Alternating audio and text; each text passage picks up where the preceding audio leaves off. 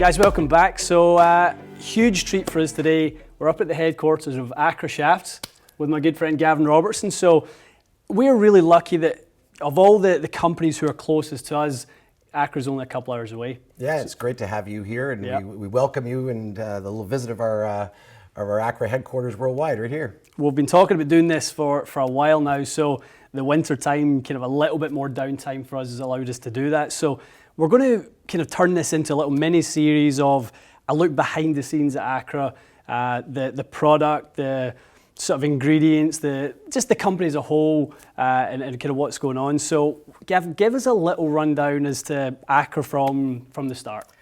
So 15 years ago, we started Accra, and it started from sort of humble beginnings where we were partners with Royal Precision Golf at the time, who's no longer around, and UST Golf Shafts.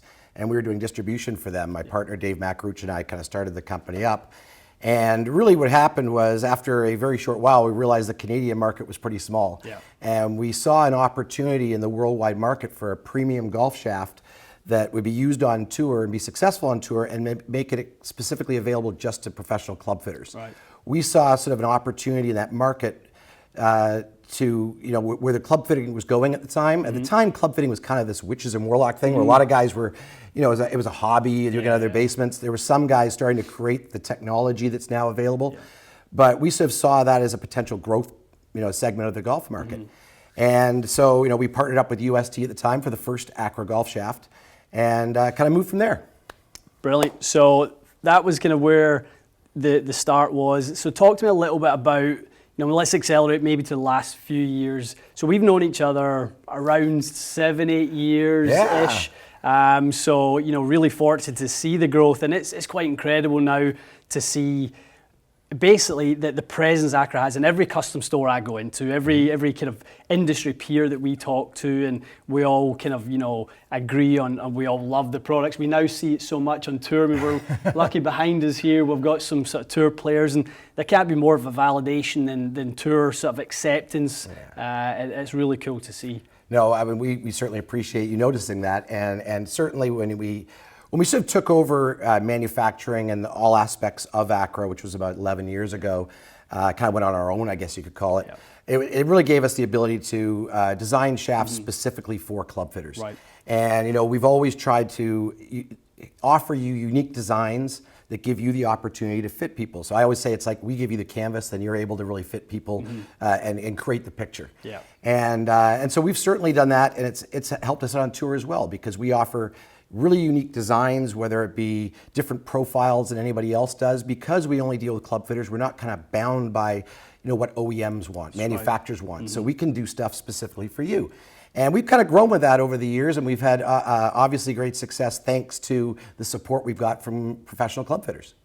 I think that's a big thing that we talk about Accra in those terms. It's for club fitters. You give us so many technologies and sort of ways in which we can fit not just a shaft, a line of shafts to a golfer. So, you know, you think about the dynamics of, okay, if that works for someone in a driver, they may need a little bit of this in a fairway wood and that in a hybrid, and then we can start to kind of build a blended set or a match set. And that was the whole premise behind die matching a few years back. Exactly. That's something we kind of did a lot of research into. It was all to use ballistic cameras, and the idea was to exactly find out what tour players were using and then how the average player can benefit from that.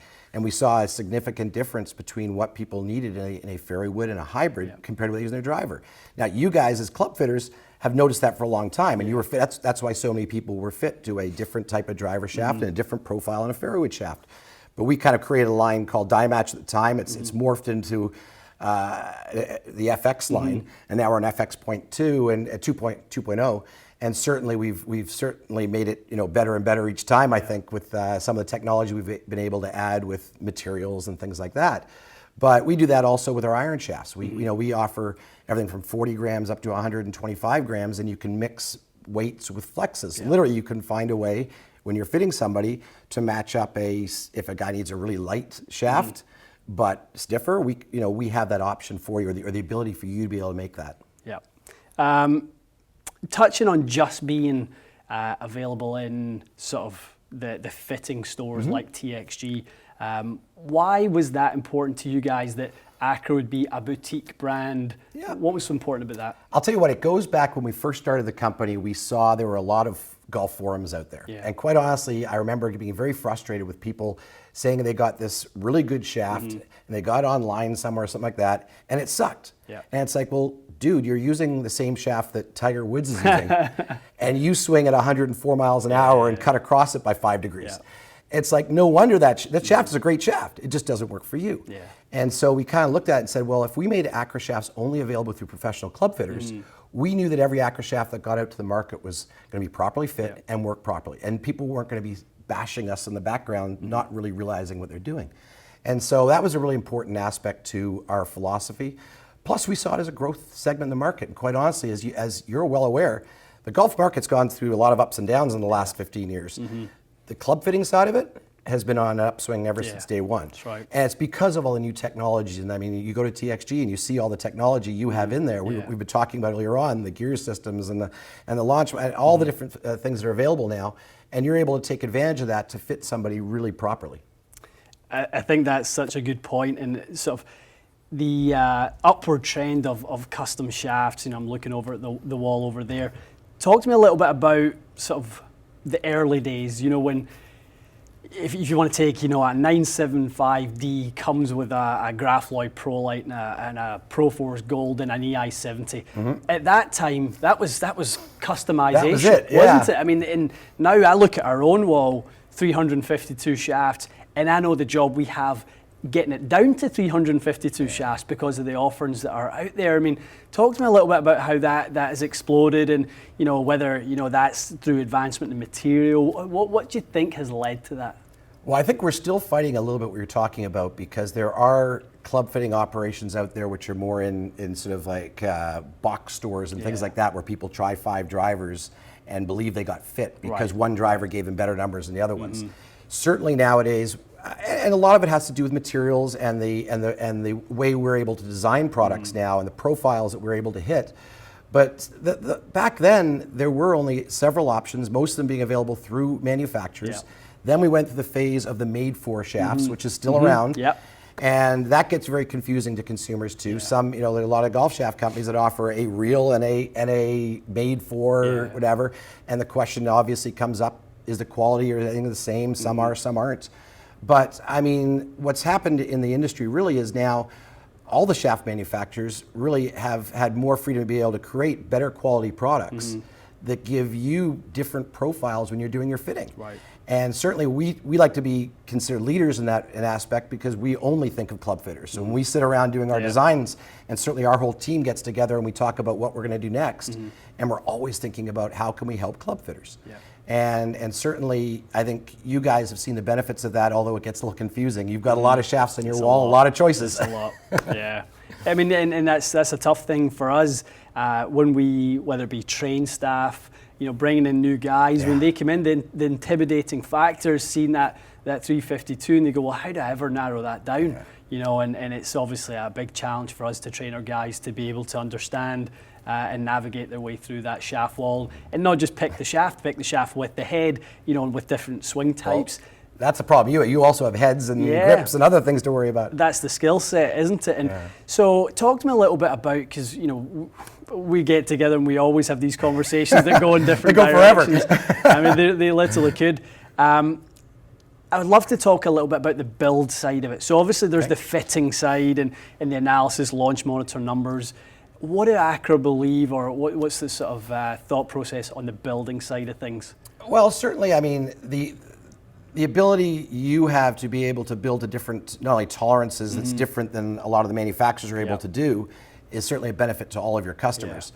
I think what we try to do in our designs is give you those options and the ability to be able to do that. So whether it be enough parallel tip section on a shaft that you can tip at different amounts to be able to create different flexes, because it's not just R, S, and X flex anymore. That's right. I mean, in fact, not only does every company have different standards for that, but then really what you're looking to do is create a specific flex for that person, and then the profiles of the shafts are all different. You have some shafts with a very stiff tip and a very soft butt section, or vice versa. And all of a sudden, they're going to give you totally different, measured frequencies. And so, how do you differentiate that based on what the player needs? Right. So what we're trying to do is give you as many different sort of profiles and options, and then really you can go to work and do your thing. And you guys are truly the experts at being able to, morph all these things together, meaning because head weights are all different, and CGs and heads are different, and there's so many different things that you understand that you can pass on to your customers, but we give you one part of it, which is the shaft. And that's that. Yeah, I love that answer, because so much of what we train our guys to do and what we believe in, it's one thing being able to pick up a shaft off the wall and have it perform in that one instance, whether it be a 6-iron or a 7-iron in a demo club, but then it leads you to, okay, how does that set become a built, blended, matched set? And that's a big part of fitting that I don't think gets talked about enough. Is you're not just thinking about the fit and performance, you're thinking about the implications and the components individually, from the head weights, like you said, CGs, how the shaft will perform as a set, whether it's frequency matching, whether it's, trying to build a flighted set or something. We've seen that through the years, and all these various components now, obviously counterbalance shafts, and there's a lot of that in the industry. Balance points have become a big thing. Certainly, with swing weights and things like that. And we're always aware of that when we're designing shafts. Right. So when we're looking at designing a shaft, we're looking at not only the flex and the profile of where it's going to be stiff and where it's going to be softer, but we're also looking at the balance points and the torque and all things like that. And those all affect ball flight. And I guess it was all said and done, you're trying to help a person create a better ball flight. And hopefully we're offering you enough different products to really give you that option to be able to find that proper thing. So as we stand here, late 2018, PGA show's right around the corner. We're all gearing up for it. We're hearing whispers of the new stuff. Where does this sort of go in year 5? Where do you think we stand in 5 more years from a shaft perspective?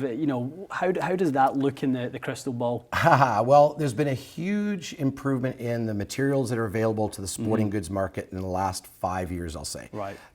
We deal with Toray in Japan for a lot of our materials, and we meet with them every year.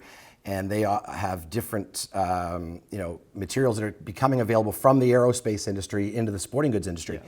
And so we're always looking at ways. The latest big thing, and you've probably heard it talked about, is low resin content. So obviously when you build a golf shaft, you have layers of graphite, and on each side of the layer of graphite you have resin, which is glue.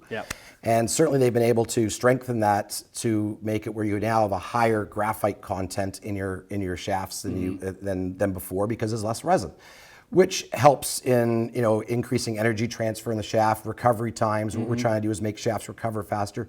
We have materials that are have more elasticity. We have materials that are firmer and stronger than ever before. So we're able to do more things with shafts, and I can see that even improving more and more. I mean, certainly as the aerospace industry starts using more and more composite materials, more of that filters down to where we get access to it.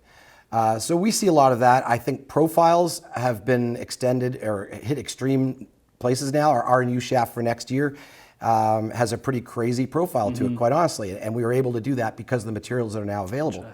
But I think you're going to see that even get pushed to the limits more and more so. And who knows, some new materials may become available that, I think some people sort of say, well, graphite's still graphite like it was 20 years ago. That's so far from not the truth. Right. Graphite has changed so dramatically in the stuff that's available to us, and I think that's going to continue. Like we were saying, we could go on. This one could be long-winded. Let's kind of hold it for now. We've got lots more to kind of look at through the shop here. So many more things we can touch on. So let's leave that as the intro, and guys, lots more to come from Accra headquarters.